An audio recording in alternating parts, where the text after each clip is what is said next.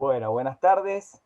Bueno, gracias por acompañarnos hoy en esta actividad de cierre del foro, pero que también de alguna forma tiene que ver con lo que viene.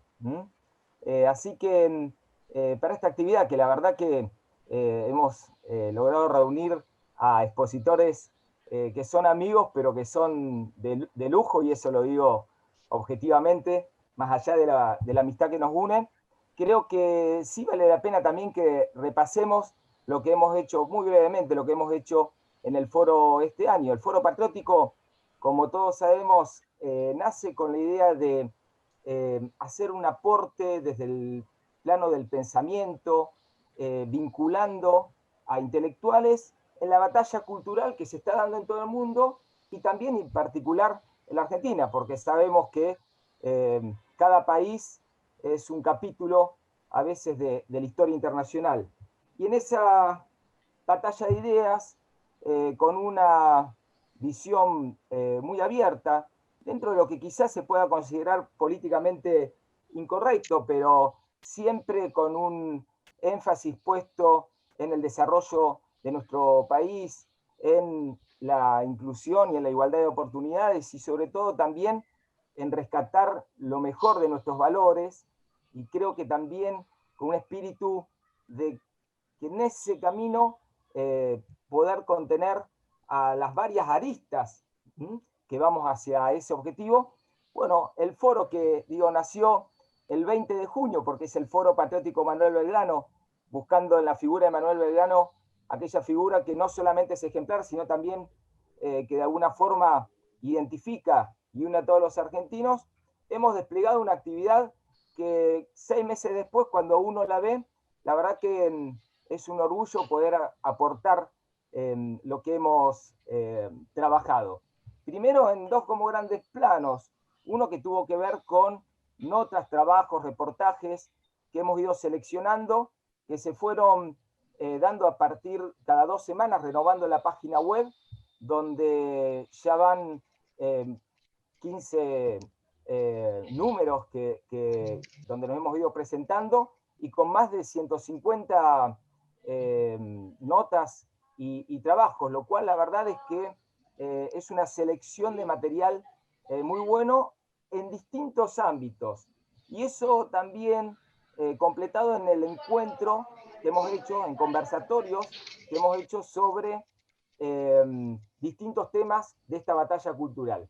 Y sí, repaso rápido los conversatorios que hemos hecho, que han sido 10, con un público muy variado, porque me parece que expresan bien las distintas aristas que tratamos de cubrir desde el foro, que son todas aquellas que tienen que ver con lo público y que tienen que ver con la batalla cultural de la que hablamos al principio. Obviamente que el 20 de junio abrimos con el pensamiento geopolítico de Manuel Belgrano, donde nos acompañó Rosendo Fraga, además de la exposición de Claudio Chávez, y después pudimos tocar la política exterior de la Argentina en julio, con Mariano Causino, que hoy está con nosotros, y Diego Velar. Pudimos tener un conversatorio que fue muy interesante sobre la economía argentina, entre cuyos expositores estaba Marcelo Elizondo, que hoy también nos acompaña. Tuvimos una exposición muy rica, técnicamente y muy profunda, sobre el desafío de la seguridad en el AMBA. Pudimos hablar sobre el tema educativo desde una visión absolutamente diferente de la que muchas veces se trata esta cuestión que es central para Argentina, a través de las escuelas comunitarias. Pudimos hacerle un homenaje a los héroes de Formosa también, reivindicando a los héroes de Formosa que cayeron en el ataque realizado por montoneros en el 44 aniversario de este asalto. Eh, Pudimos también hacer un conversatorio sobre el nacimiento de América, en una cuestión controversial, pero que muchas veces trata de anular nuestra tradición y nuestros orígenes. Tuvimos un encuentro muy bueno sobre la agenda celeste, con 3 expositoras que fueron maravillosas y que nos acompañó también Camila Duro, que te agradezco, Camila, que hoy nos acompañes en la moderación y en la presentación. Y por último también tuvimos dos encuentros, uno sobre Roca y la vigencia política de su legado, y sobre peronismo y kirchnerismo, que es otro tema muy importante. Y en estos 10 encuentros que aquí enumero, me parece que queda muy claro la amplitud de lo que tratamos de trabajar. Y un tema muy, muy creo que rico y también para señalar. Este tipo no solamente queda en la web, los trabajos que vamos sumando en cada uno de nuestros números, sino también que estos conversatorios y el conversatorio que vamos a hacer hoy quedan también en la realidad virtual y son después retomados. Y de hecho vamos viendo cómo hay necesidades que hacen a la formación intelectual de esta pelea que tenemos adelante. Digo solamente para señalar, el conversatorio sobre Roca ya tiene unas 3.500 reproducciones. Es decir, mucha gente que quizás el día del conversatorio no puede sumarse, pero que después lo ve. Y dentro de esa agenda celeste, que fueron 3 intervenciones muy, muy buenas, por ejemplo, la intervención que en ese día hizo Guadalupe Batallán, ya tiene más de 13.000 reproducciones. ¿Qué quiero decir con esto? Que también es un legado que nosotros vamos haciendo. Y en ese sentido el legado, hoy tenemos un encuentro con 6 expositores de lujo que ahora va a presentar Camila, pero que nosotros quisimos cerrar el año en una fecha como el 19 de diciembre, que es una fecha emblemática que muestra de alguna forma lo traumático y nos recuerda lo traumático de la historia de nuestro país, pero para pensar también para adelante, para que estas ideas y estos debates y estas reflexiones que hacemos sirvan como usina de ideas para lo mejor que puede tener nuestro país y sirvan también para aquellos que tienen que seguir y conducir los destinos de nuestro país. Y por eso el título de la charla de hoy, con 6 ejes que son fundamentales y que creo que va a ser muy enriquecedor, es la Argentina que queremos. La Argentina que amamos y la Argentina que queremos para adelante. Es una visión que hoy queremos transmitir con 6 exposiciones breves de 10-12 minutos cada uno sobre el 2021 y sobre también el futuro que queremos desde una visión que a veces puede ser políticamente incorrecta, pero creo que es lo mejor para el bien común. Así que, Camila, te dejo y adelante con esta actividad de hoy y muchas gracias a todos los que nos acompañan. Gracias, Lucas, y bueno, gracias especialmente a los expositores y a todos los que están conectados hoy para el cierre del foro, que bueno, ha hecho tantas actividades como recién dijo Lucas este año. Así que, en primer lugar, tengo el placer de presentarles a Mariano Causino, que es abogado, es especialista en política exterior y ha sido embajador de Costa Rica e Israel. Así que, Mariano, nos quedamos con vos.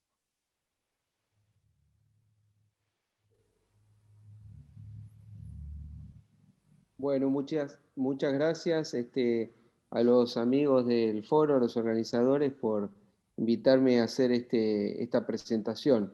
Voy a ser muy breve porque hay muchos oradores, pero me pidieron que hablara sobre la política exterior que queremos. Yo pensaba que primero tendríamos que ver la política exterior que necesitamos, tal vez, más que la que queremos, ¿no? O mejor dicho, la que queremos es la que necesitamos. Yo entiendo que la política exterior de un país tiene que ser una herramienta para el desarrollo de ese país y para la inserción que un país tiene en la comunidad internacional, que es un dato ineludible del comportamiento de la actuación de los países en el sistema. Y a partir de eso entiendo que lo primero que hay que tener en cuenta es una cuestión realista sobre qué país tenemos y en qué mundo estamos viviendo.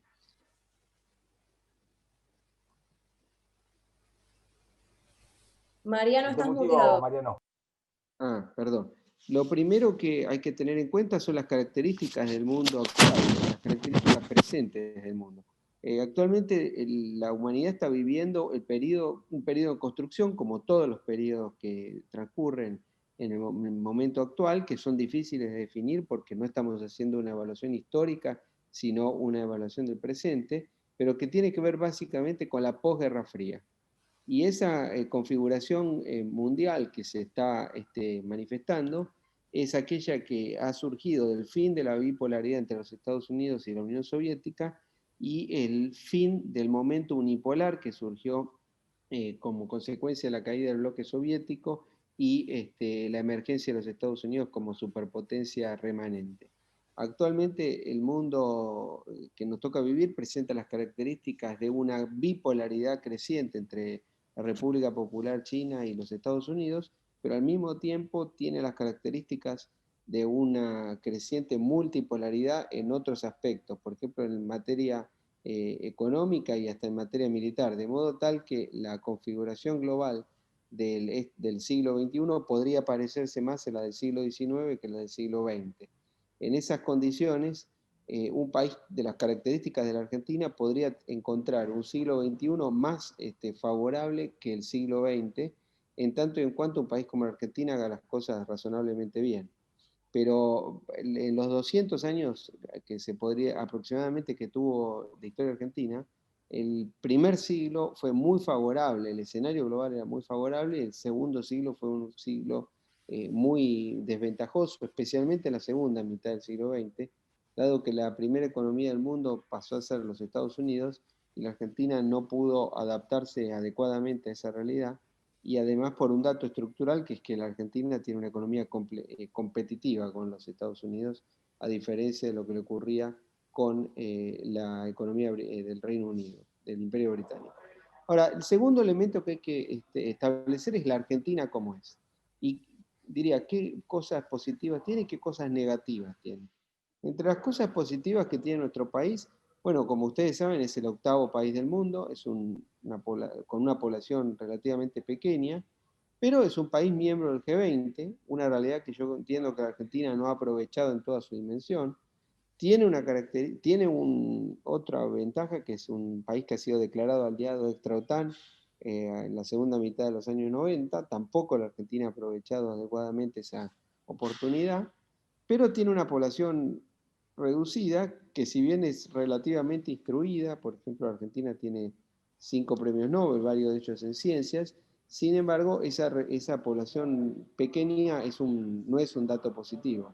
A su vez, hay un problema estructural de la economía argentina que Marcelo Elizondo puede comentar mucho mejor que yo, pero para que ustedes tengan una idea, en solamente 40 años, de 1980 hasta acá, la participación de la Argentina en el comercio mundial se redujo del 1.1 al 0.6 en el comercio mundial. Y después tiene una serie de debilidades que no podemos olvidar. Algunas inconsistencias que se repiten en la política exterior argentina, y hay que tener en cuenta que la Argentina es el país que más cambios ha provocado en su política exterior en esta región del mundo en las últimas décadas. Sacando el caso de Venezuela, que es un caso de casi un Estado fallido, pero sacando Venezuela, no hay ningún país que haya tenido un comportamiento tan pendular como la Argentina, lo cual es un grave problema. Otro hándicap negativo que tiene es que muchas veces la clase dirigente de nuestro país entiende que lo que se dice no importa. Esto le pasó, por ejemplo, incluso a líderes de la embargadura de Perón, que si bien intentaron una política pro-norteamericana en la segunda parte de su administración, algunas inconsistencias discursivas hicieron que el país no fuera, y que su liderazgo no fuera del todo reconocido, a pesar de los enormes gestos que hizo Perón hacia la administración de Eisenhower, por ejemplo. Un hombre que sí entendió esto fue el presidente Menem, que sí entendió que el discurso era parte de la política. Lamentablemente el gobierno actual, como ustedes han visto en episodios recientes, parece repetir esa idea de que se puede decir una cosa y hacer otra, pero en el mundo eso no tiene validez. Fíjense el episodio que hubo recientemente con el acuerdo de los porcinos, ¿no? Y la foto con los veganos. Bueno, por último, para terminar, yo diría, ¿qué es lo que habría que hacer? ¿Cuál es la política exterior que el país necesita? Primero, tener una lectura correcta de qué mundo se vive, qué posibilidades tiene la Argentina, y en base a eso yo creo que la Argentina tiene que tener las mejores relaciones comerciales con todos los actores del sistema, pero que en materia política la Argentina tiene que reafirmar su pertenencia a la cultura occidental. Nosotros pertenecemos a la periferia de Occidente, pero somos Occidente. Latinoamérica es parte de Occidente. Ahora, ¿qué es lo que por último, lo que creo que es el mayor desafío que tiene la política exterior argentina. El mundo actual tiene características que en la Argentina no puede modificar, no la pueden modificar ni siquiera las grandes potencias, pero mucho menos una potencia media como Argentina. Y una de esas realidades es la que surge de problemas de escala global y regional que tienen que ser resueltos a escala de los estados nacionales, porque el mundo sigue funcionando en base a una configuración establecida en base a estados nacionales al modelo westfaliano. Ahora, ¿qué es lo que la Argentina yo entiendo que ha fallado enormemente en el último tiempo? En haber deteriorado sus relaciones con los vecinos y haber interrumpido o suspendido de alguna manera el proceso de integración regional. Eso hace que el país no esté cumpliendo actualmente, lamentablemente, esta administración, lo que es fundamental, que sería tener un nivel de coordinación el más elevado posible con Brasil, con los países del Mercosur y con Sudamérica para enfrentar los problemas que son muy complejos de resolver y que a nivel estatal, nacional, no se van a poder resolver. Esto tiene que ver con los manejos de las crisis ambientales, sanitarias, con la cuestión de la tecnología, la disputa tecnológica entre los Estados Unidos y China, y la serie de desafíos que el mundo enfrente, que todos los países no pueden escapar, que tienen que ver con ese mundo, con las características que estábamos describiendo inicialmente. Lamentablemente ese es el punto en el que el gobierno argentino ha deteriorado sus relaciones en el último año con todos los actores de la región, o prácticamente todos, y creo que ahí hay un hándicap en contra. ¿Qué sería lo correcto? Recomponer las relaciones con los países de Sudamérica en base a un criterio estatal, no un criterio ideológico, no a criterios de caprichos personales, y de esa manera, con el mejor nivel de coordinación, poder enfrentar los problemas que un país mediano como la Argentina va a enfrentar, pero que también va a enfrentar Chile, que también va a enfrentar el Uruguay, que también va a enfrentar Paraguay y Brasil, aunque tenga una escala mayor. Frenaría acá porque si no se hace muy largo y espero haber podido ser útil a esa pregunta que se me hizo. Muchas gracias, Lucas y Claudio y todos los compañeros. Muchas gracias, Mariano. Súper claro, brillante y súper corto, así que realmente una gran delicadeza de tu parte de habernos explicado en tan poco tiempo cosas tan interesantes. Ahora, para seguir con este espacio, ¿no?, de ideas, ya hablamos un poco de política exterior, vamos a ir a la parte de economía argentina y, bueno, lo que se viene. Así que presentamos a Marcelo Elizondo, ¿sí?, quien es analista y consultor en negocios internacionales. Es abogado egresado de la Universidad de Buenos Aires, hizo un MBA en la Politécnica de Madrid y es especialista en Administración de Negocios por la CEPADE, también de Madrid. Así que, Marcelo, nos quedamos con vos. Bueno, muchas gracias. Muchas gracias por la invitación, por la posibilidad de compartir con ustedes esta jornada. Como tenemos poquitos minutos, yo quiero ser muy esquemático para compartir con ustedes las distintas ideas que tengo. Lo primero que quiero decir es responder a la consigna, ¿cuál es la Argentina que queremos? Y a mí se me ocurre que la Argentina que yo quiero es una Argentina que tiene 4 condiciones. Primero, que es una Argentina próspera. Hay que reivindicar la bondad de la prosperidad, porque parece que la prosperidad genere culpa. La prosperidad además no es solo material. Cuando hay prosperidad material, eso genera un virtuosismo en las relaciones entre todos y genera mejores condiciones éticas. Lo segundo, yo quiero una Argentina justa. Ahora, yo creo que hay que volver a definir la justicia en los términos históricos. La justicia es aquello que vincula el esfuerzo y el mérito con el premio y el resultado, y no al revés. Lo tercero que yo quiero es una Argentina libre en la doble concepción de la libertad. Primero, como un país que participa en el escenario internacional ejerciendo su autonomía. La libertad no es estar peleado con todos y no hablar con nadie. Eso en todo caso es desvinculación. La libertad es poder ejercer mi autonomía en el contexto. Pero además la libertad, como entendía Alberti, no es solo la independencia del país, sino la autonomía de las personas. Y yo creo que ahí hay que reivindicar los derechos subjetivos, porque es un requisito de lo demás. Y lo cuarto, es una Argentina rica, como consecuencia de lo demás, pero no solo rica en términos materiales. Ahora, a mí me parece que esto se vincula estrechamente con algo de lo que Mariano hablaba recién y en lo que yo trabajo, que es el modo en el que nos vinculamos con el resto del mundo. Todos hemos acudido en más de una ocasión a aquella recordación que Jorge Castro nos ha hecho sobre que Perón entendía que la política nacional es un capítulo de la política internacional. Y para eso yo quisiera rescatar 2 o 3 cosas sobre la vinculación de la Argentina en el mundo como requisito para conseguir eso que queremos. Lo primero es que el mundo está en un proceso de un cambio sustancial, que en mi opinión se resume en lo siguiente. Primero, es un cambio tecnológico vertiginoso, en el cual la economía ha pasado a estar dominada por la creación de valor intangible, que va mucho más allá del valor físico. Ya no importan las máquinas, sino las ideas. Ya no importa el producto físico, sino el conocimiento incorporado en él. En segundo lugar, la economía internacional es economía de empresas, por lo tanto no se puede participar exitosamente y no se puede lograr prosperidad si uno no tiene empresas, lo cual no quiere decir que uno deba tener multinacionales. Uno puede tener empresas pymes, pero con estándares globales.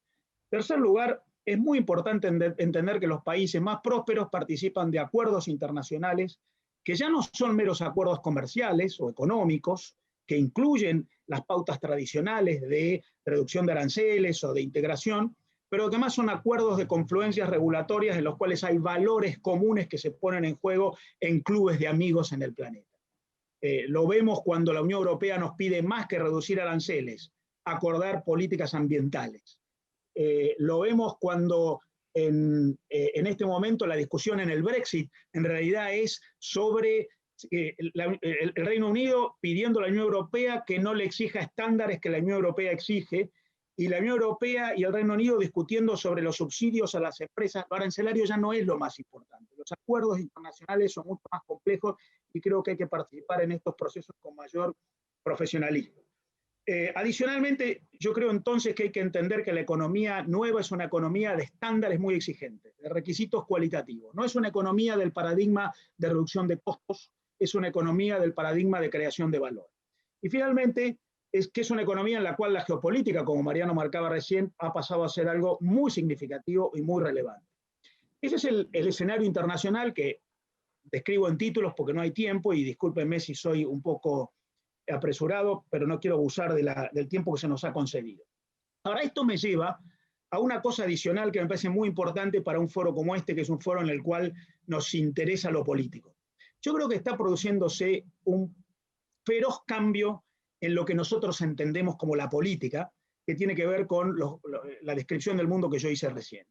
La política, entendida como el principal factor de generación de colectivo, ha pasado a una instancia de crisis, porque yo creo que en el mundo están ocurriendo 3 cosas que muchas veces no son debidamente percibidas. En primer lugar, está en crisis el Estado nacional, el Estado como organizador de una población en un territorio sobre la cual se ejerce un poder político a través del gobierno, a través de normas.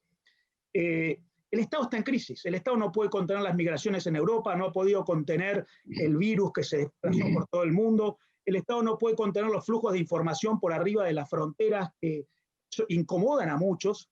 El Estado no puede coordinar políticas ni sanitarias ni ambientales. Es un problema serio del Estado que tiene que ver con un problema del poder político. El poder político, que fue el gran aglutinador de energía organizadora social, ha empezado a tener crisis que hoy se evidencian, por ejemplo, en Bucios, cuando la autoridad dice se cierra el turismo y la gente decide no obedecer y la autoridad retrocede. Algo que ha ocurrido con las crisis que vimos en tantas ciudades del mundo antes de la pandemia, como en Santiago de Chile o en París, o algo que ocurre con el impedimento que muchas veces las regulaciones quieren poner a los flujos económicos que no pueden evitar. Esto me parece que lleva a una tercera cosa que me parece muy importante. Yo creo que está empezando en el mundo a aparecer el fenómeno de los espacios públicos no estatales. Y los nuevos liderazgos tienen que conducir a eso. Espacios públicos no estatales implican espacios más espontáneos, espacios que son supranacionales, aun cuando generan colectivos, espacios en los cuales incluso el enforcement de las normas cambia.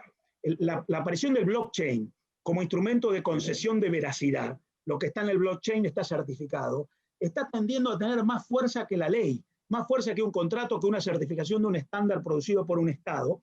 De modo que me parece muy importante entender que está en crisis el Estado, está en crisis el liderazgo, la política, y que se tiende a la irrupción de nuevos liderazgos basados más en el consenso y en la legitimidad que en el poder. Finalmente, entonces, yo creo que la Argentina necesita un proceso de modernización absoluto. Yo creo que la Argentina tiene una agenda muy pensada en el siglo XX que no entiende lo que pasa en el siglo XXI y por supuesto requiere toda una concepción nueva, concepción que implica una modificación del modo de abordar los problemas públicos y por supuesto implica la resolución de los problemas tradicionales que están pendientes. Resumo 4 y termino. Ordenar la macroeconomía, todo esto con una macroeconomía desordenada es imposible. Segundo lugar, fortalecer el entorno institucional. Las instituciones conceden previsibilidad, conceden garantías, respeto a los derechos, cumplimiento de los contratos, certeza sobre cómo se resuelve una controversia. Bueno, hay que fortalecer la institucionalidad, lo que implica despolitización de la institucionalidad. En tercer lugar, lo que hay que hacer es modernizar el entorno regulatorio, rígido, anticuado, obstructivo. Y en cuarto lugar, hay que abrir el país para participar en los 6 grandes flujos de la globalización actual: comercio de bienes, comercio de servicios, flujo de inversión extranjera, flujo de financiamiento, migraciones virtuales y físicas, y flujo de datos, información y conocimiento. De modo que yo creo que hay una concepción nueva a la cual tenemos que abordar, sobre la que podemos hablar mucho más, y a la cual la Argentina, en mi opinión, todavía no está ni asomándose. Muchas gracias. Muchas gracias, Marcelo, también. Muy bueno, muy claro, muy corto. Realmente creo que todos debemos tener un montón de preguntas para hacerte, porque fue excelente. Pero bueno, ya que seguimos con esta dinámica y hay que darle velocidad a esto para que todos puedan hablar, y también le damos la bienvenida a los últimos que se fueron sumando. Ya somos 81 personas acá, tratando de, bueno, cerrar no solamente el foro, sino también, bueno, formarnos y poder pensar, ¿no? Pensar en la nueva Argentina. Así que ahora le damos paso a alguien de la casa, que es Claudio Chávez, que es abogado e historiador, y también, bueno, tiene un rol como escritor muy importante. Así que, Claudio, nos quedamos con vos. ¿Estás por acá? Bueno, sí, ahí está. gracias Camila, pero creo que dijiste que soy abogado. No, no soy abogado. Soy profesor de historia. Digo Perdón. No importa, digo por la Usurpación duda, de título, mil disculpas. Claro, ¿viste? Eso es peligroso. Bueno, yo para tratar de ceñirme a los minutos, lo he escrito. Por primera vez me voy a remitir a un texto, porque si no me disparo y muchas veces al infinito. Bueno, comienzo. Durante este año que termina, la actividad del foro ha sido intensísima, como lo dijo Lucas. En lo que hace a educación, hemos presentado, debatido y discutido acerca de una novedosa gestión educativa denominada escuelas comunitarias, que quien quiere enterarse un poquito más y no haya estado, bueno, puede visitar el sitio nuestro, porque ahí eso está, ese conversatorio que hice con Miguel Ángel Iribarne sobre estas escuelas está ahí, que han sido implementadas en diversos países del mundo y aquí en la Argentina también.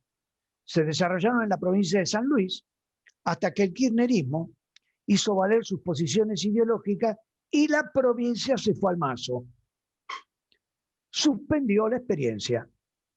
Con el kirchnerismo, el Estado y los gremios docentes que carecen de afiliados se impusieron a la sociedad civil, conformada por docentes, padres y vecinos, siendo esta última una manera revolucionaria, pero absolutamente posible, de devolver al pueblo lo que es del pueblo, la responsabilidad de educarse. Hoy no vamos a hablar de este tema, por el cual continuaremos bregando el año próximo. En la oportunidad, nos interesa a los integrantes del foro plantear que es en el territorio de la cultura donde se construyen los valores que orientan la dirección educativa de una nación. La cultura es lo primero. Desde allí definimos lo que queremos ser, qué país buscamos, qué aspiramos como comunidad, cuáles son nuestras raíces desde las cuales nos proyectamos, cuáles son los valores que debemos preservar, promover y custodiar. La intelectualidad que nutre la mayoría de los partidos políticos reduce la cultura a lo exclusivamente artístico, suponiendo que se hace cultura si se danza, se pinta, se escribe o se hace música clásica. Se es considerado culto si se leyeron determinados libros, se conoce de ballet, de ópera o de cuadros. Es dable escuchar que fulano o mengano es un hombre culto porque tiene una gran biblioteca, porque visita museos o va al Teatro Colón. Gustos por supuesto loables, pero no definitivos para hablar de cultura. Otro sector de la intelectualidad, enojado y molesto con esa mirada, si se quiere elitista, introduce en el territorio de la cultura manifestaciones chabacanas y groseras de personajes, acciones y costumbres alejadas de una estética genuinamente popular. De modo que para el foro primero están los valores, que conjugan y construyen nuestra cultura, conformados por la tradición, las costumbres, los usos y modos de ser, las identificaciones que establecemos con nuestro territorio, con nuestra historia, con nuestra familia, con los amigos, los vecinos y compatriotas, con el trabajo, la diversión y el descanso, unido todo esto por una invisible filigrana que nos hermana. Todo un sistema de relaciones sociales pensado, sentido y expresado por medio del lenguaje. El lenguaje es un constituyente central de nuestra forma de ser y pensar. Esto es tan importante que por mi profesión, profesor de historia, les cuento que cuando los jesuitas vinieron a América, lo primero que hicieron cuando tomaron contacto con los indígenas y construyeron las misiones guaraníticas, lo primero que hicieron para no modificar la cultura guaranítica, o sea, que los indígenas no perdieran su identidad, lo que hicieron fue crear un alfabeto guaranítico para que los guaraníes escribieran, hablaran y pensaran cosas nuevas en su idioma. Por eso el idioma es fundamental para un pueblo. Cualquier cambio promovido con brusquedad desde el centro del Estado sobre algunos de los aspectos antes citados, familia, amistad, vecinos, territorio, lenguaje, revela el carácter dictatorial y totalitario de un gobierno, sector social o ideológico. La cultura evoluciona, no se la revoluciona. Hay varios ejemplos desgraciados en la historia de la humanidad de cambios totalitarios. Veamos algunos para entender de lo que estamos hablando. Jean-Jacques Rousseau, el célebre filósofo francés, precursor de algún modo del jacobinismo de aquellos años, es muy conocido por su libro El contrato social, citado y leído al infinito. Sin embargo, a mi ver, su extremismo volcánico no está allí, en el contrato, sino en su libro más peligroso, El Emilio, donde propone crear el hombre nuevo. El Emilio pone en cuestión toda, absolutamente toda la educación y la relación padres e hijos que venía dándose hasta ese momento, buena o mala, pero francesa desde tiempos inmemoriales. La propuesta rusoniana con ojos modernos es razonable, sin embargo, 270 años antes era un disparate. El novelista francés Émile Zola describe intensamente a ese hombre nuevo en Los dioses tienen sed. Una novela que, bueno, si a alguno le gusta la literatura puede abordarla y entender de lo que se trata cuando un gobierno lo que pretende es construir un hombre nuevo o cambiarte la cultura por la fuerza desde el centro del Estado. La revolución bolchevique también buscó el hombre nuevo. Para lograrlo había que arrancar a los niños del seno de la familia, pues como decían los pedagogos soviéticos, el amor de los padres hace egoísta y amante de la propiedad privada de los niños. Hitler no se quedó atrás y promovió la supremacía racial. Himmler, en un discurso, aseguraba: hay un principio básico que debe servir de norma absoluta a los hombres de la SS. Debemos ser honrados, decentes, leales y camaradas con los miembros de nuestra propia raza y con nadie más. Lo que las demás naciones puedan ofrecernos en el sentido de buena raza lo tomaremos, secuestrando a sus hijos y educándolos aquí con nosotros. Es decir, el iluminismo, el nacionalismo y el marxismo pretendieron arrasar con las tradiciones e higienizar el pasado y el presente, acomodando la historia de manera de justificar el brutal cambio que promovían. No es nuestra mirada. ¿En qué creemos los integrantes del foro? Y bueno, que la cultura de una nación la crean los pueblos, no el Estado. y menos una ideología. De modo que para el foro se trata de rescatar de nuestro pasado todos aquellos valores que tiendan al bien común, a la defensa de la vida, a la armonía y al equilibrio, al trabajo, el mérito, la justicia social, la equidad. Creemos en la igualdad ante la ley, de ningún modo en el concepto de igualdad como categoría general. Pensamos por el contrario, que la diferencia, lo que nos recorta de un semejante, es un valor a regar y a crecer. El hombre es el hombre y la mujer es la mujer. Los niños son niños y los adultos son adultos. El docente es el docente y el alumno es el alumno y los saberes van en esa dirección. También es bueno distinguir que el delincuente es delincuente y el hombre de bien, hombre de bien. El concepto generalizado de igualdad, hoy tan presente en el imaginario progresista, nos arrastra a un relativismo que todo lo confunde. Respecto de esta última confusión, no acordamos con la frase de Divididos, una banda de rock argentino, cuando irónicamente afirma que el bien y el mal definen por penal. Lamentablemente es lo que está pasando. Sin adentrarnos aún en la problemática educativa, sino en los valores que prevalecen en los medios de comunicación, y no me refiero al periodismo político, que es poco escuchado, sino al entretenimiento, novelas, películas y otros que perforan las paredes escolares.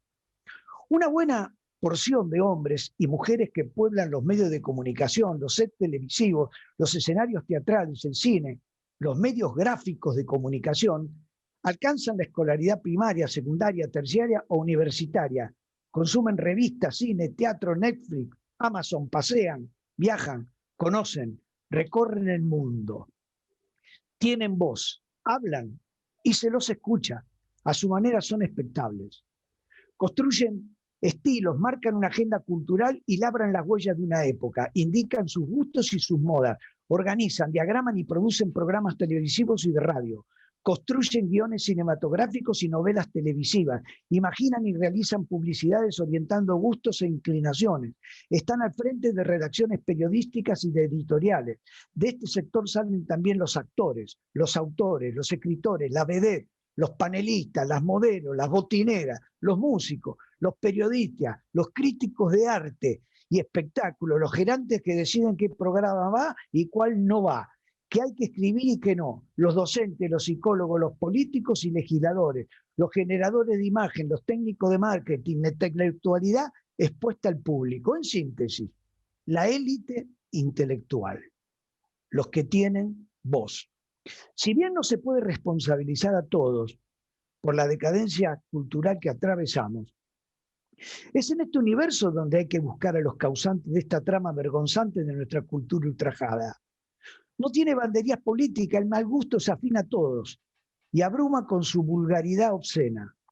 Bandas de rock, de cumbia villera y de música bailable aturden con su procacidad y mal gusto, marcan el tono y el sabor ácido de la comunicación. O músicos que reivindican a bandidos rurales o a mujeres que apuñalan al hijo recién nacido. Otro aspecto deplorable es la centralidad que autores y productores le dan a delincuentes, vividores, profesionales de bajo fondo, timadores, punteros, tranzas, barras, bravas, asesinas, proxenetas, clanes dedicados al crimen, marginales y tumberos, por poner algunos ejemplos. Y también a minorías sexuales, que si bien no tienen nada que ver con el delito, no dejan de ser minorías, respetadas y consideradas, sí, pero lo que no puede permitirse es que marquen el ritmo de lo cotidiano. Dicho esto, no se trata de prohibir nada. Sencillamente promover desde el pensamiento valores alternativos y generar un clima que le sirva al político, que esté dispuesto a ser el criollo, que finalmente nos venga a mandar, como pedía Martín Fierro, político el cual, de existir, le aconsejaría que en tema de valores escuche las palabras pronunciadas por Hipólito Yrigoyen en 1893, cuando lo empujaban a pactar con el diablo. En aquella época el diablo era Mitre, ¿no? Entonces lo empujaban a hacer un arreglo con Mitre. ¿Y esto qué decía Hipólito Yrigoyen? Es interesante. me parece que tiene una gran vigencia. Suprimir la lucha es viciar el régimen republicano, cuyo fundamento mismo es la diversidad. La multiplicidad de las ideas constituye la esencia de las instituciones libres. La diversidad se destruye o desvirtúa si aspiraciones diferentes se asocian. Y si son la misma, no hay que pactar, hay que integrarse. Muy bien, esta élite formadora de opinión, de gustos y valores, a mi manera de ver, está vencida. El relativismo que profesan le ha hecho perder el horizonte. En ese sentido, la sociedad argentina se halla en riesgo de disolución si ese tema, a mi manera de ver, no queda en claro. En lo que educación hace de específico lo veremos el año entrante. Sí, me comprometo a volver sobre el tema, especialmente porque 1,5 millones de chicos se han desconectado de la escuela y hay 1 millón, según los cálculos estimativos, que son llamados niní, que ni siquiera nunca estuvieron conectados. Tenemos 2,5 millones de chicos absolutamente aislados de la educación, de los saberes, de la escuela, de la contención. Entonces, por supuesto que esto nosotros el año entrante lo vamos a hacer. Lo que quería es dejar marcado algunos de los valores que deben indicar y que deben penetrar en la escuela, y que la cultura, y que en realidad, para decirlo concretamente, que tiene que haber un Ministerio de Cultura, y educación debe ser una secretaría del Ministerio de Cultura. Bueno, hasta aquí llegué. Camila. Gracias, ¿Me Claudio, excedí la verdad. mucho?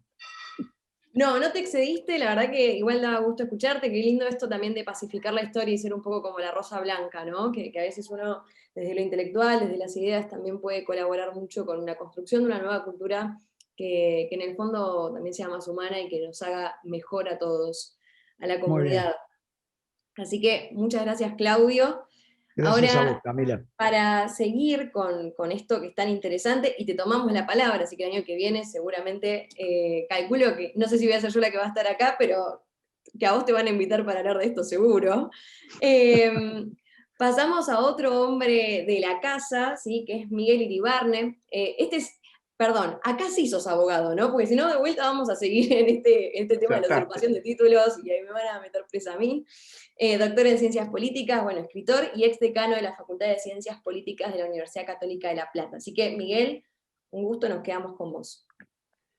Bueno, gracias. Mi saludo para todos los que nos están siguiendo acá en la Argentina, pero no solo en la Argentina, en Paraguay, Bolivia, Chile y México, al menos, en función de los chats que hemos recibido.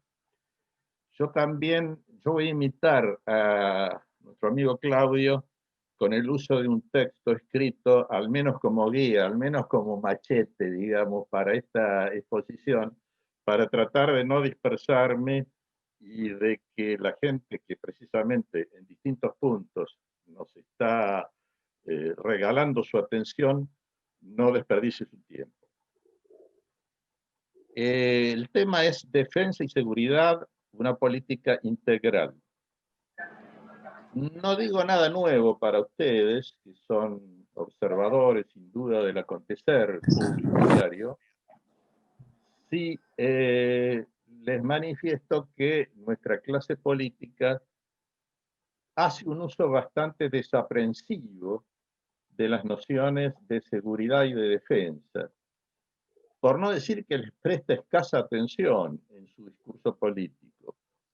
Ello se debe en algunas ocasiones a una falta de capacitación específica en esos temas.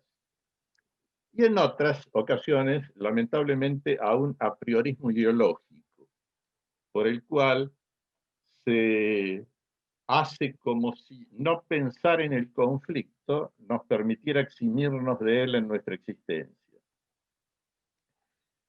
Y sin embargo, las nociones de seguridad y de defensa tienen relación inmediata con lo que constituye al Estado como tal. Al Estado, y atendiendo a las observaciones muy lúcidas de Marcelo Elizondo, y a lo que venga luego de él, es decir, al orden político en cuanto tal. porque ambas nociones derivan de la relación entre protección y obediencia. Alguna vez se dijo que así como para la filosofía regía el lema de Descartes, pienso luego existo, cogito ergo sum, en la política vale el protego ergo obligo.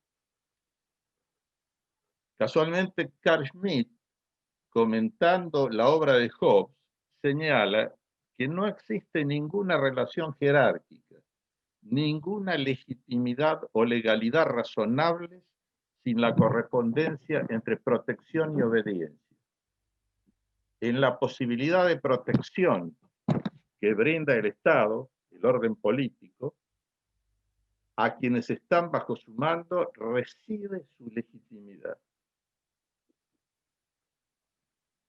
Un orden político es, pues, legítimo, primaria y básicamente, en tanto y en cuanto protege de manera efectiva a quienes de él dependen y por ello puede reclamarles el cumplimiento de las normas que dicta. Esta legitimidad elemental es previa a los distintos principios de legitimidad de los regímenes, expresados tradicionalmente por Weber. El gobernante puede ser aceptado como tal, sea por motivos tradicionales, legales o carismáticos, pero siempre a partir del momento en que exista un régimen capaz de defender y asegurar a su población.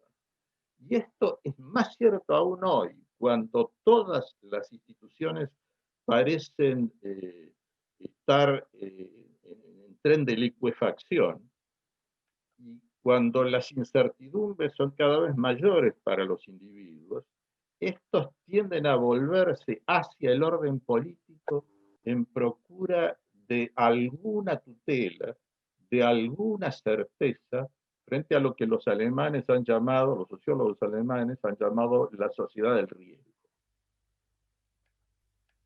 El gobernante puede ser aceptado como tal, como decíamos, por muy distintos motivos según la organización del régimen político de cada país. Pero no va a poder mantener esa posición si los ciudadanos no se sienten cubiertos, protegidos en alguna manera y en alguna medida por su acción.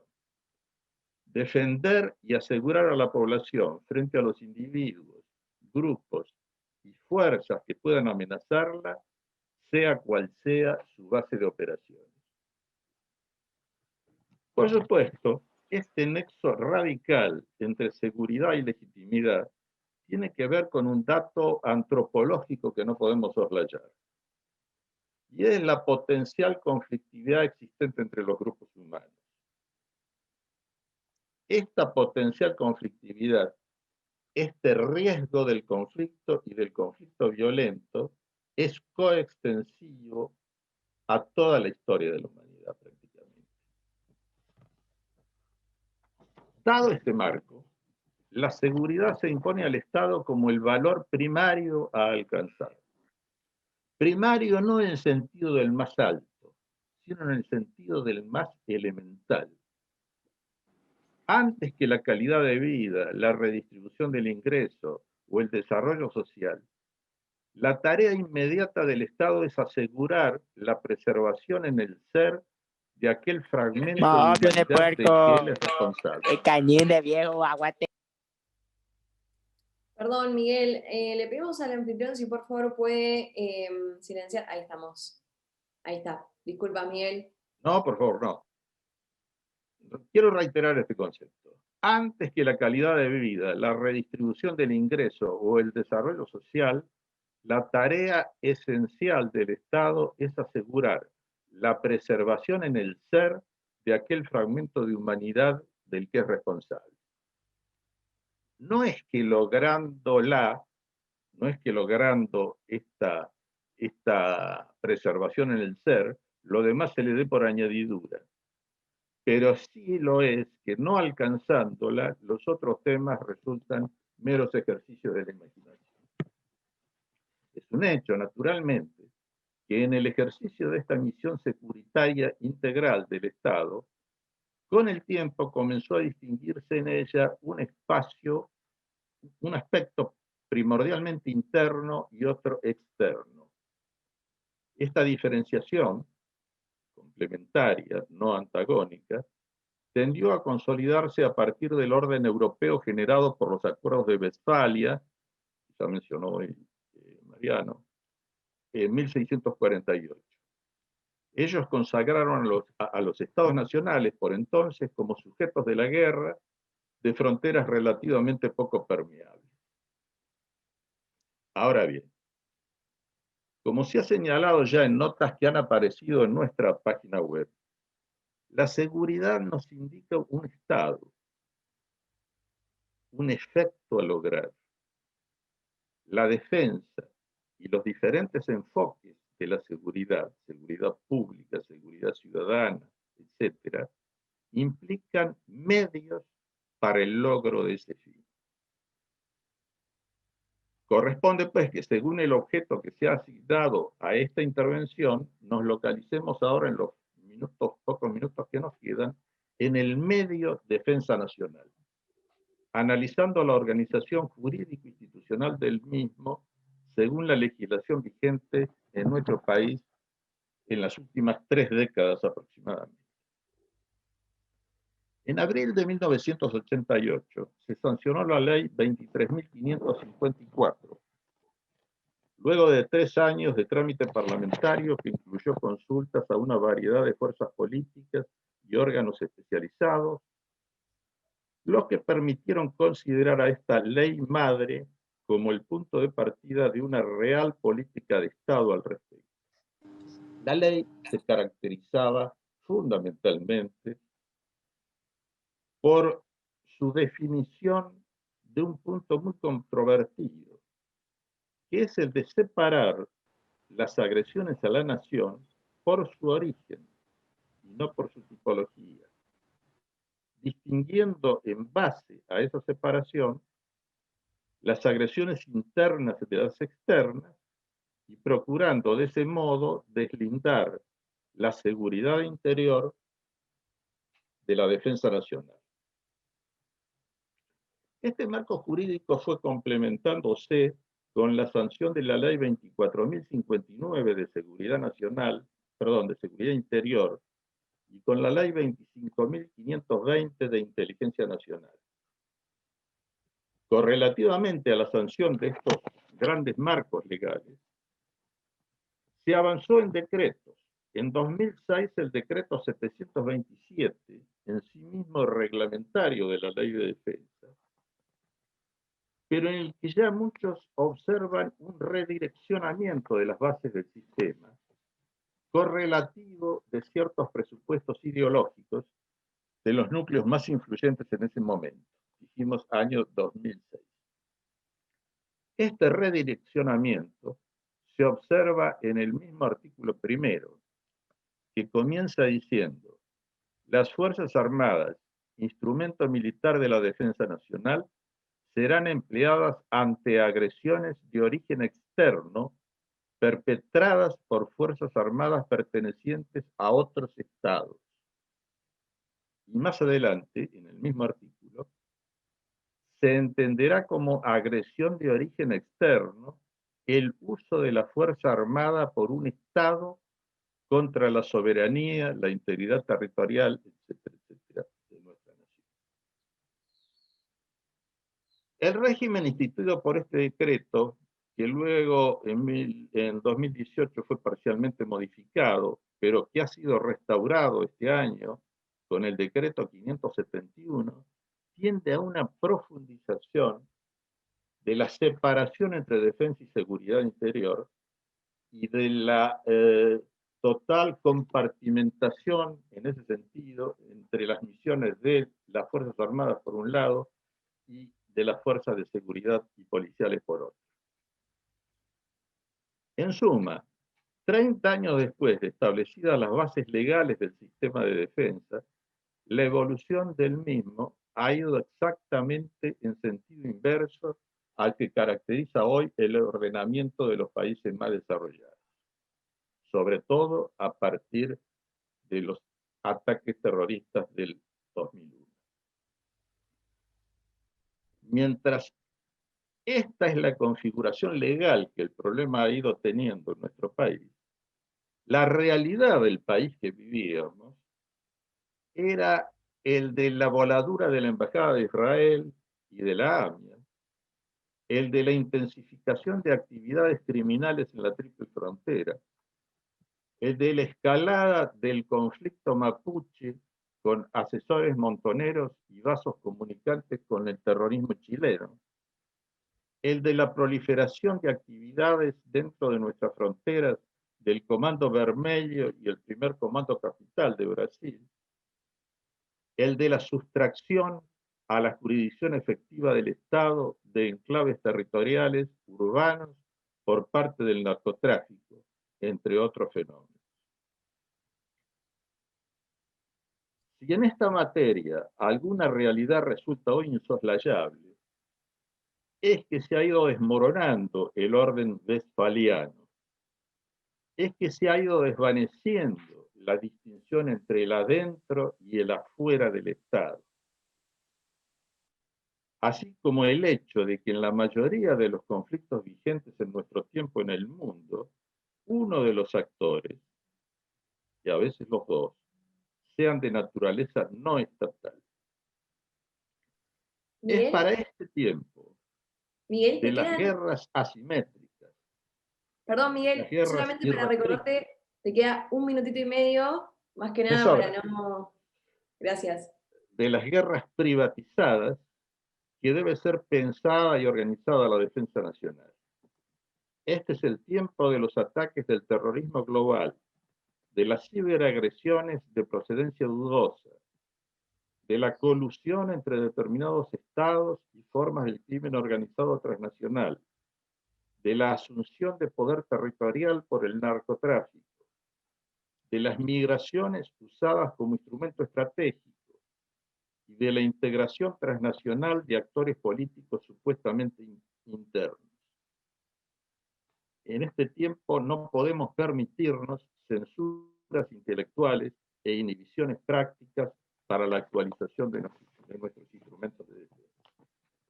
Y para concluir, se ha dicho con mucha lucidez que pensar lo nuevo es pensar de nuevo.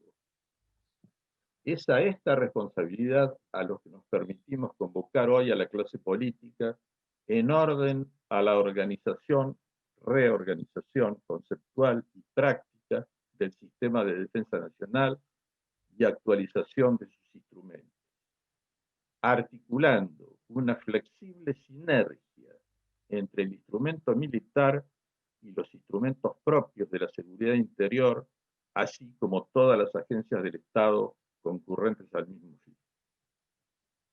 Si esta transformación no se alcanza en tiempo razonable, la Argentina correrá el riesgo de comenzar a transitar el camino conducente a un Estado fallido. Gracias. Muchas gracias, Miguel, muy claro. Bueno, tuvieron la deferencia, tanto Claudio como Miguel, de tenerlo escrito. Calculo que eso después va a estar publicado en la página del foro, así que para todos los asistentes también eso es muy valioso. Por último, para terminar con la tríada de la casa, vamos a tener a Pascual Albanese, que es periodista, vicepresidente del Instituto de Planeamiento Estratégico y cofundador del Centro de Reflexión para la Acción Política Segundo Centenario. Pascual, ¿estás acá con nosotros? Sí, muchas gracias. Desde ya te pido, por favor, que cuando me propase me digas que 2 minutos para terminar. Muy bien.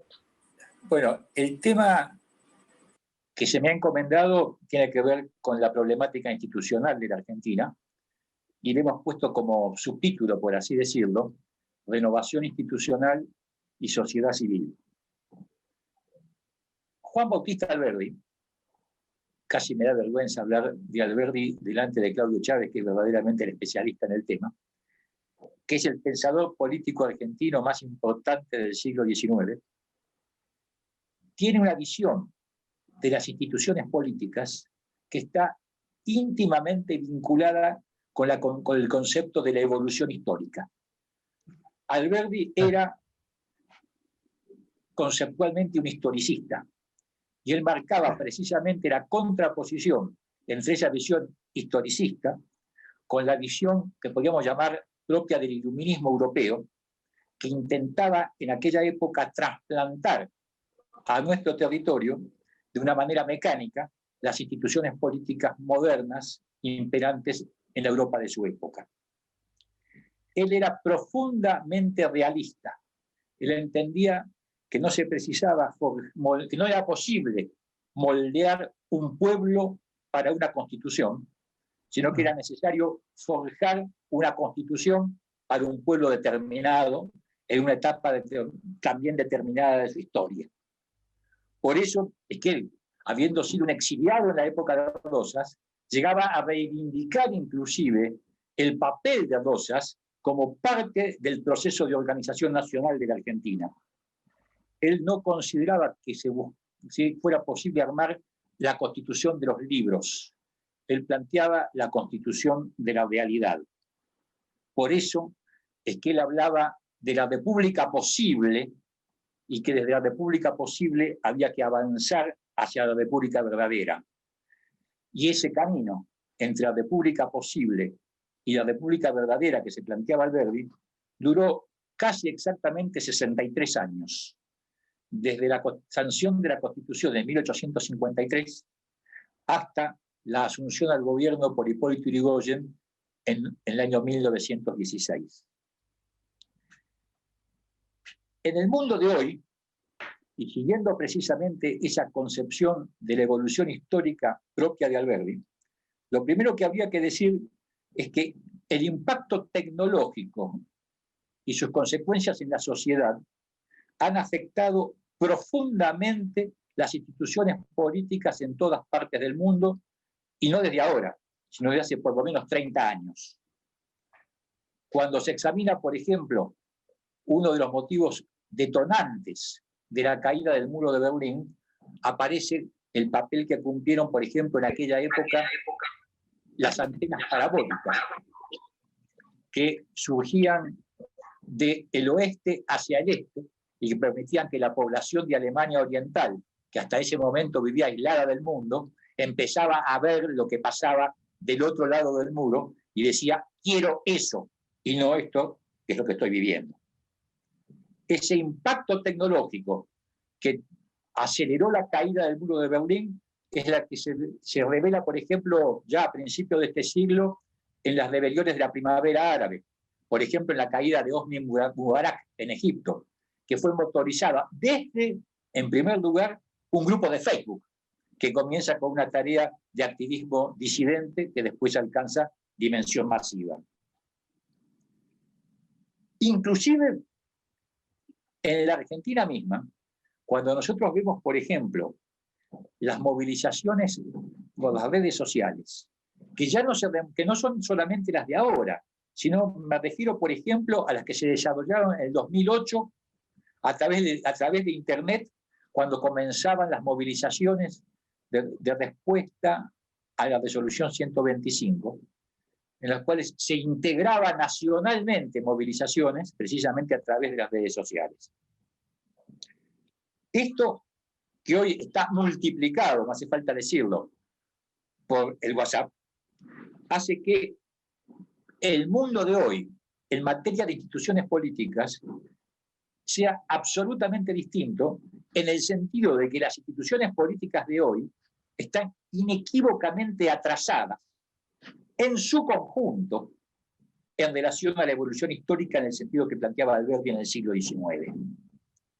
Esto es lo que explica lo que se llama la crisis de representación en el sistema político mundial y que se expresa en todas partes del mundo con las particularidades propias de cada país, que lo podemos ver tanto en Estados Unidos como en Brasil como en Chile, insisto, con las características propias de cada lugar. Y hasta cabe decir que en cierta medida esa rebelión generalizada contra las élites y las burocracias partidarias tuvo en la Argentina también una suerte de esbozo y adelanto en la crisis de diciembre del 2001 bajo la consigna de que se vayan todos. Esto es, vemos la disolución de la idea del vértice como punto de concentración del sistema de poder. La tendencia tecnológica lleva a la realidad y a las sociedades, primero, y por ende también a las instituciones políticas, a la necesidad inexorable de su descentralización. Y al mismo tiempo incrementa la exigencia de protagonismo de la sociedad civil en todas sus manifestaciones. Suele decirse que estamos empezando un tránsito entre la era de la democracia representativa hacia la era de la democracia participativa. Y en este caso concreto, el desafío, el principio rector, es colocar lo más cerca posible de la base el poder de decisión sobre los asuntos concernientes a cada sector social y a cada comunidad local. Por eso es que la división de poderes en el sentido clásico, o sea, entre el poder ejecutivo, el poder legislativo y el poder judicial, sin ninguna duda imprescindible, no agota el concepto de división de poderes en el mundo de hoy. En el caso específico de la Argentina, más aún, la división de poderes implica particularmente la reivindicación del sistema federal, esto es, del rol de las provincias, y diría también muy especialmente en esta época del sistema municipal, esto es, de los municipios. Por eso es que, desde el punto de vista institucional, tan importante es la discusión sobre la Corte Suprema de Justicia como el debate sobre la coparticipación federal y la discusión que se plantea en ese tema, por ejemplo, hoy en relación a la ciudad de Buenos Aires.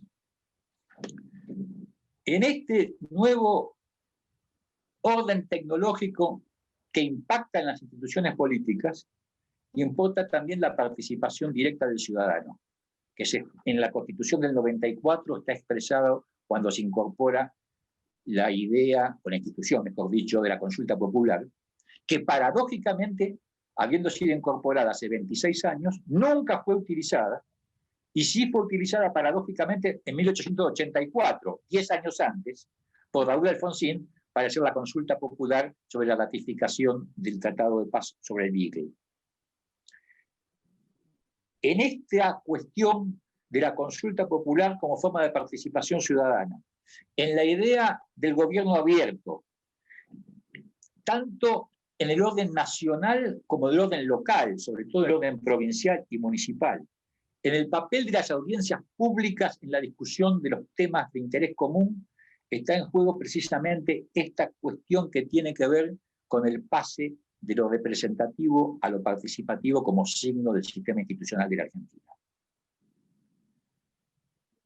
Tenemos que superar la antinomia entre el elitismo y el populismo, acentuada hoy por la crisis, por esa crisis de los sistemas de representación política. Porque frente al divorcio entre las élites políticas y la sociedad, el populismo intenta sustituir ese vacío por la relación directa entre el líder, entre comillas, y la masa, entre comillas. Esto requiere... Te quedan 2 minutitos. Esto requiere claramente la revalorización del papel de la organización libre de la sociedad como base de sustentación de la democracia. Hoy, en la Argentina, ingresamos, por esto que estamos diciendo, en una etapa semejante a la de 1853.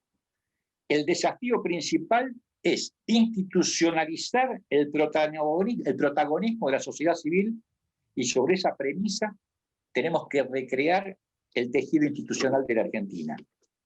La base es la establecida en 1983, el acatamiento irrestricto al orden constitucional, que es actualmente nuestra república posible, siempre preferible a cualquier otro sistema autoritario o dictatorial. La consigna entonces hoy es el fortalecimiento, la ampliación y la profundización de esa democracia restaurada en 1983. esa profundización de la democracia puede manifestarse anárquicamente en las calles, a través de piquetes o cacerolazos, individualmente a través de las redes sociales como forma de expresión ciudadana, o canalizarse institucionalmente a través de las organizaciones libres de la sociedad, mediante instituciones que establezcan precisamente el libre debate entre ellas para afrontar los consensos necesarios para el futuro de la Argentina. Esta alternativa implica avanzar desde esta democracia imperfecta por el camino del perfeccionamiento institucional de la democracia. En términos de Alberdi, construir las instituciones para la república verdadera del siglo XXI. Muchas gracias. Muchas gracias, Pascual. Muy interesante, sobre todo para aquellos que venimos quizás de la sociedad civil, así que creo que todos podemos sentirnos representados un poco en lo que vos decís. Y bueno, para ir cerrando este encuentro, nos queda nuestro último orador, que es ampliamente conocido, pero de todas maneras lo vamos a presentar. Así que para, bueno, hablar un poco de lo que viene, tenemos a Agustín Laje, que es politólogo, recientemente magíster en filosofía por la Universidad de Navarra, escritor, y bueno, también un poco influencer. Creo que ese no es el título que uno más quisiera tener, pero creo que vale en este caso. Así que, bienvenido Agustín, todo tuyo. Bueno, muchas gracias, ante todo, por la invitación. Gracias a Luca Fiorini, gracias al Foro Patriota, al Foro Patriótico, perdón, Manuel Belgrano, y es un gusto para mí estar con ustedes. Voy a tratar de ser lo más breve posible, se me dijo que hablar alrededor de 7 minutos. He querido apuntar, digamos, 7 ítems, 7 puntos, que tiene que ver con el título de esta charla, de esta breve exposición. Mi intervención ha sido titulada Valores para el resurgimiento. Bueno, el tema de los valores siempre es un poco complicado, voy a tratar de avanzar sobre ello con algunas consideraciones políticas y morales. Lo primero que quisiera decir es que todo lo que a continuación expondré no tendría ningún sentido si en primer lugar no contemplamos la posibilidad de valorar como un valor en sí mismo. No es un juego de palabras, es que actualmente no estamos contemplando la posibilidad de valorar como un valor en sí mismo. La noción de valor entraña la existencia de un sujeto que valora. Pero valorar es ordenar, es sobre todo jerarquizar.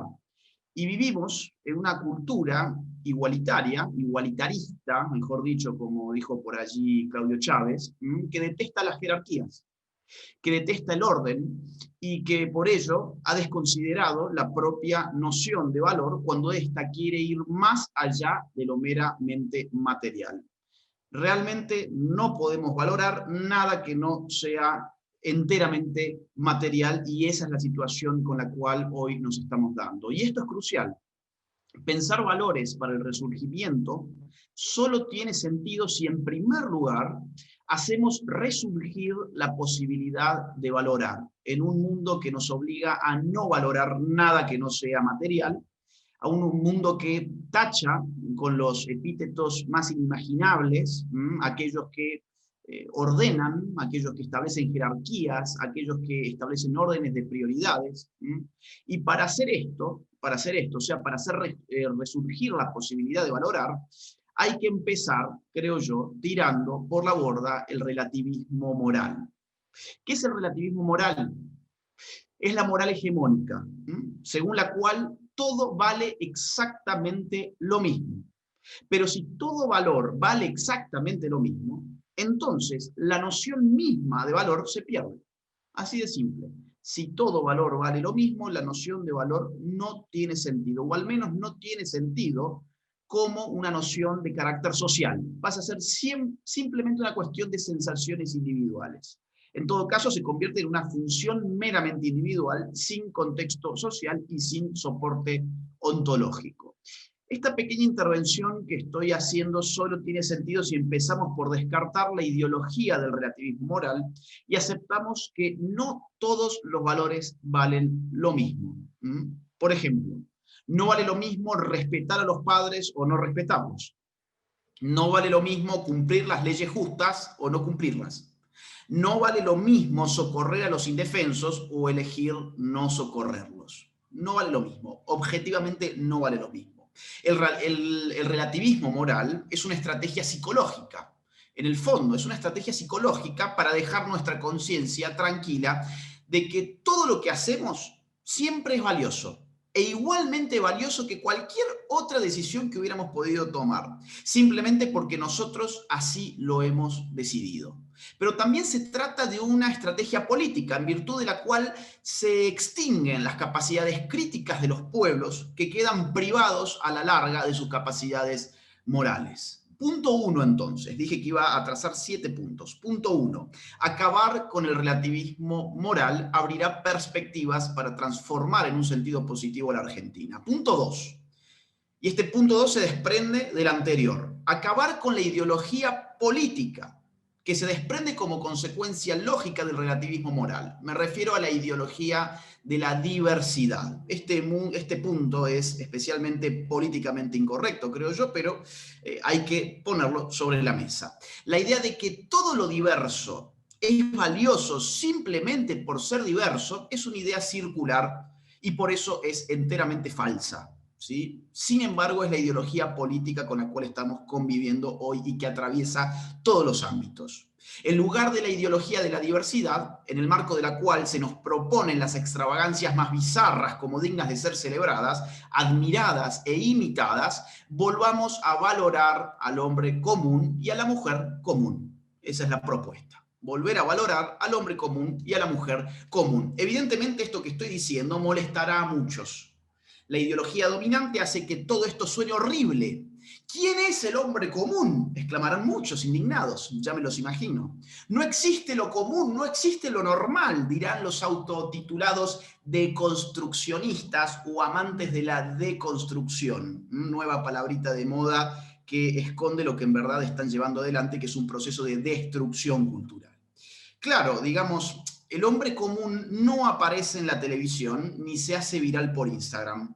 Pero en la vida real, la vida que se da por fuera de las pantallas, no solo existe, sino que sostiene el peso de toda nuestra existencia social. El hombre común es el anónimo que trabaja para mantener a su familia. Es el que ama a su esposa, es la esposa que ama a su esposo y que aman juntos a sus hijos. Son aquellos que aman a su patria y que la ideología de la diversidad desprecia, porque su vida es muy normal como para cuadrar en la lógica del reality show. El hombre común es despreciable, porque daría poco rating o porque cosecharía pocos likes. Entonces, punto 1, pensar valores entraña acabar con el relativismo moral. Punto 2, acabar con el relativismo moral entraña cuestionar la ideología de la diversidad. No se trata de acabar con la diversidad, se trata de acabar con la ideología de la diversidad que nos propone lo diverso como un valor absoluto en sí mismo. Lo diverso es valioso por ser diverso. Es un razonamiento, como ya expliqué, circular y por lo tanto falso, pero es con el razonamiento con el cual nos estamos topando todos los días en todos los ámbitos. Por más políticamente incorrecto que sea, yo creo que hay que empezar a cuestionar esa ideología. Punto 3. Cuestionar esa ideología supone a su vez revalorizar la democracia. Muchos se van a agarrar ahora a los pelos porque nos han enseñado en los últimos años que la democracia equivale a la diversidad, que la diversidad es lo más democrático que puede existir. Pero veámoslo desde este otro punto de vista. La democracia no existe allí donde el pueblo no tiene valor alguno. La democracia no existe allí donde el pueblo no tiene valor alguno. De ahí precisamente la palabra democracia, conjunción de demos y kratos. O sea, de pueblo, demos y kratos, poder. El pueblo como sujeto y como objeto del poder. Si el pueblo desaparece, la misma noción de democracia no tiene ningún tipo de sentido.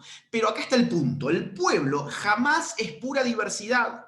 El pueblo se constituye más bien en la repetición. El pueblo nunca es pura diversidad. El pueblo necesita algo permanente que se repita a sí mismo para poder establecerse como pueblo, diferente de otros pueblos. Pero siempre requiere el pueblo un algo homogéneo que permanece, subyacente incluso a la vida de los individuos.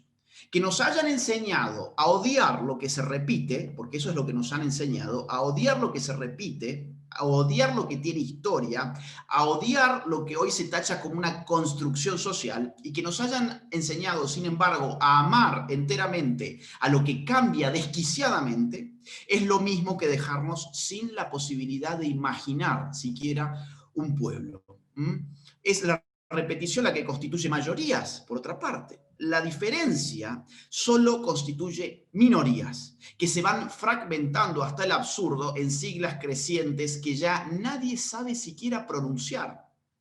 Pasamos, por ejemplo, a ver, no quiero encarnizarme con algunas minorías en particular, pero ustedes fíjense el absurdo, por ejemplo, del LGBT, ¿no? Hemos pasado de la comunidad homosexual a fragmentar a la comunidad LGBT, que después agrega otra sigla, LGBTI, después otra más, LGBTIQ, después 3T, LGBTTTQI,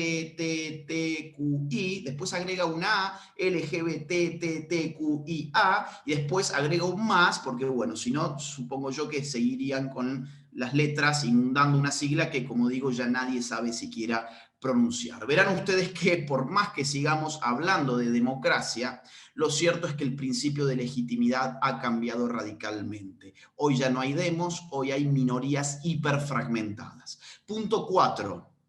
Los pueblos no están hechos de meros individuos, sino de familias. Un pueblo hecho a base de individuos atomizados no es un pueblo en absoluto, sino que es un mero rebaño. Hay que volver a defender el valor de la familia, que hoy está siendo atacada no solamente en Argentina, sino en todas partes. Como ustedes saben, la familia tiene funciones muy difícilmente delegables. Funciones sociológicas, como las funciones de socialización, o sea, de aprendizaje social. La familia es el núcleo donde la función de socialización primaria se da por primera vez, valga la redundancia. Funciones psicológicas como la estructuración de la psique durante la infancia, funciones económicas como la provisión de alimento, vivienda y vestido a los nuevos miembros de nuestra sociedad. Todas estas funciones, cada vez que el Estado ha buscado volverse totalitario, las ha querido para sí. Y hoy hay algo de todo esto en curso. La familia es el núcleo básico de la sociedad en la medida en que es la primera formación social que inaugura y hace efectiva nuestra condición de animales sociales. Nos volvemos animales sociales en el núcleo familiar primero que nada. Sin la familia solo tendríamos al Estado. Sin la familia solo tendríamos al Estado. Tendríamos al Estado en una relación inmediata con el individuo. La familia nos filtra del poder estatal. Quitemos la familia de allí y tendremos meros títeres. Ese es el principio del fin de la libertad, acabar con la familia. Algo que tienen que entender muy bien, me parece a mí, nuestros liberales, es que sin familia la libertad es una quimera. Punto 5. Hablando de libertad, hay que volver a valorar la libertad. La libertad es fuente de creatividad, fuente de conocimiento disperso, ya sabía eso muy bien pensadores de la talla de Hayek, y fuente sobre todo de humanidad. El hombre no nació para ser esclavo. Si consentimos obedecer y contribuir a un Estado, debe ser en la medida en que no nos esclavice. Nuestro país hoy tiene más de 145 impuestos. La presión impositiva es insoportable. Muchos argentinos trabajan 7 u 8 meses por año solamente para mantener al Leviatán. Eso es inadmisible en una sociedad que valora realmente la libertad. Entonces, una de las propuestas es volver a las bases, volver a valorar la libertad como la valoraron los padres de nuestra patria. La situación actual es sinceramente insoportable. Muchos argentinos, y esto lo sabe cualquiera, se están yendo del país a lugares con más libertad. Ningún argentino decide irse a un lugar con menos libertad. Todos buscan lugares con más libertad, que dicho, digamos, a ver, que para ser sinceros, no es muy difícil buscar hoy en día un lugar con más libertad que Argentina. Las opciones que me quedan de lugares quizás con menos libertad serían Cuba y Venezuela en nuestra región, ¿sí? O sea que, digamos, en la tabla estamos casi últimos. Otros miran a los que se van, con ganas de irse ellos también. Los miran con envidia. Qué suerte fulanito que se fue del país. Va a poder ser más libre en otro lugar, cruzando quizás, una fronterita, pasándose a Uruguay, por ejemplo, ¿no? Nadie quiere vivir esclavizado. Por eso, volver a los orígenes liberales de nuestra patria resulta fundamental para sacar a la Argentina adelante. Escuchaba recién que hablaban de Alberdi y no puedo estar más de acuerdo con ello. Punto 6. Hay que restituir la cultura de la responsabilidad, que es la única que puede hacer de la libertad algo realmente valioso. La libertad sin responsabilidad no tiene ningún valor, ni siquiera es libertad. La libertad sin la responsabilidad no tiene sentido, pues las elecciones siempre tienen consecuencias sobre las que habrá que hacerse cargo. Quien no se hace cargo del curso de acción libremente elegido no es un hombre libre, sino apenas un niño caprichoso. Quien no se hace cargo de las consecuencias de sus cursos de acción libremente elegidos no tiene la madurez para ser libre. Entonces hay que hacerse digamos, hay que volver a valorar la responsabilidad individual como la contracara de la libertad individual. La responsabilidad está, digamos, ligada directamente, además, a la capacidad de valorar. Estamos hablando sobre valores, la responsabilidad está ligada a la propia capacidad de valorar. Precisamente en el hecho de que no todas nuestras elecciones concluirán en resultados igualmente valorados, es que el relativismo moral es ridículo. Si todas las consecuencias de nuestras acciones libres tuvieran un mismo valor, entonces efectivamente el relativismo moral sería algo bienvenido por todos nosotros, pero como eso no es así, el relativismo moral es ridículo. Las consecuencias de estudiar responsablemente no serán las mismas que las consecuencias de copiarse los exámenes, por ejemplo. Las consecuencias de no trabajar no serán las mismas que las consecuencias de trabajar con vigor. Las consecuencias de, por ejemplo, educar amorosamente a los hijos no serán las mismas que las consecuencias de dejar la educación de los propios hijos a cargo de Netflix, de Disney o del Ali Espósito o del adoctrinador de turno. ¿Ok? Entonces, revalorizar la responsabilidad individual restituye, además, el valor del mérito personal. La hoy, digamos, odiada meritocracia. Volver a revalorizar, digamos, la responsabilidad individual le da sentido a la idea de que el mérito tiene valor. Sin responsabilidad no hay mérito. Punto 7, y cierro con esto. Finalmente, nada de esto tiene ningún sentido, nada de los otros 6 puntos que he enunciado tienen ningún sentido si no volvemos a valorar la vida. En estos momentos, Argentina está a un paso de legalizar políticas de muerte.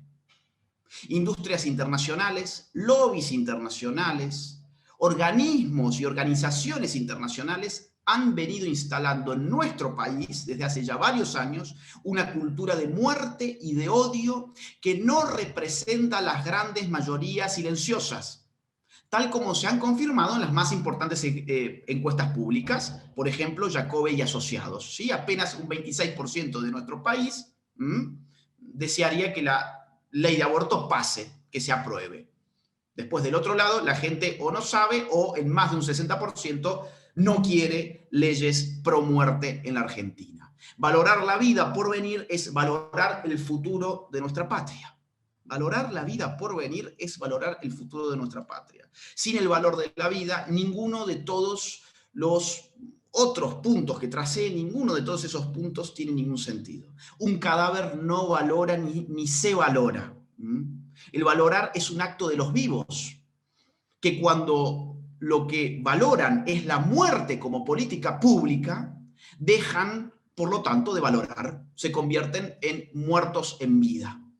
Dejo entonces estos 7 puntos sobre la mesa. Podrían darse varios más, naturalmente, pero creo que con estos, al menos, tenemos para empezar a pensar la Argentina que podemos construir en base a valores que habrá que restaurar. Muchas gracias. Bueno, muchas gracias, Agustín. Creo que acá tenés muchos aplausos y seguramente muchos se hubieran quedado un buen rato más escuchándote, pero bueno, estamos ya por cerrar este espacio. Agradecerles a todos los expositores. Ahí seguramente va a haber muchas preguntas. La verdad es que no es posible, dadas las circunstancias y dados los tiempos que manejamos, pero bueno, Agustín lo pueden contactar por redes sociales que él suele contestar, así que en eso les dejo esa libertad. Y bueno, un gusto haber escuchado a todos. Así que gracias a todos por participar. En este momento el foro, como está cerrando su año, también quiere hacer su cierre institucional, así que yo ya les cedo la palabra y les agradezco mucho también por la invitación a moderar este espacio. Bueno, Muchas gracias a todos.